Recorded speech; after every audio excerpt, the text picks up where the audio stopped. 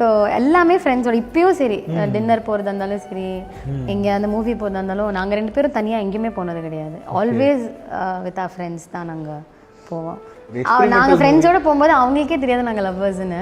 So அப்போ அவங்க குரூப்பாக போனாங்க. ஸோ நாங்களும் அதில் அப்படியே போனோம். அந்த மாதிரி தான் அப்படியே லவ்வர்ஸ்ன்னு நாங்கள் போகல. அந்த மாதிரி எது இன்னைக்கே போனது கண்டிப்பா போகணும். நீங்கள் என்ன அப்படிலாம் சொல்லக்கூடாது.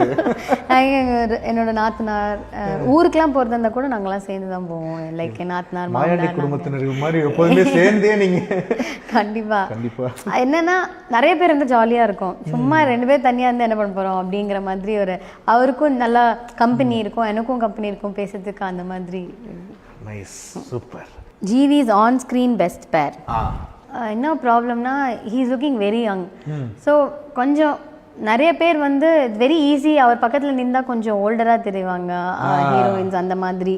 ஸோ அப்படி பார்க்கறச்சே வந்து ரொம்ப பிட்டாயிட்டாக குட்டியாக இருந்தவங்க வந்து ஷாலினி பாண்டே, அந்த 100% காதல். ஆமாம், அவங்க எனக்கு நல்ல ஃப்ரெண்டு. அர்த்தனா நல்ல ஃப்ரெண்ட். அவங்களும் நல்லா குட்டியாக ஸ்மால் மேடாக இருப்பாங்க. ஏன்னா ஜிவியும் வந்து யூனோ ஹீஸ் வெரி தின் அவரும்.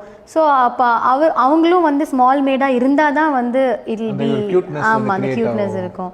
ஸோ அதனால் ஐ திங்க் இவங்க 2 பேருமே வந்து ரொம்ப அவங்களும் வந்து அவரோட யங்காக பார்க்கறதுக்கு இருந்த மாதிரி எனக்கு தோணுச்சு. அந்த தெய்வ திருமகள்னால தான் சங்கீதாக்கா விழிகளில் கேட்டுட்டு தான் அவங்க பயங்கர க்ளோஸ் ஆனாங்க, பேசினாங்க.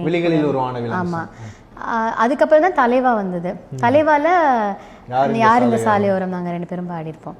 அதுக்கப்புறம் ஸோ தெரியும் போது இந்த பாட்டு வந்து கிடைக்கும்போது அட்லி அண்ணா அவர் வந்து பாட்டு சைந்தவி பாட்டும் ஜிவி சாரும் அம்மா நல்லா அவங்க ஸ்ரேயா கோஷல் பாட வைக்கலாமா இல்லையா யோசிச்சுட்டு இருக்கும்போது சரி பாட்டோம் அப்படின்னு சொல்லிட்டு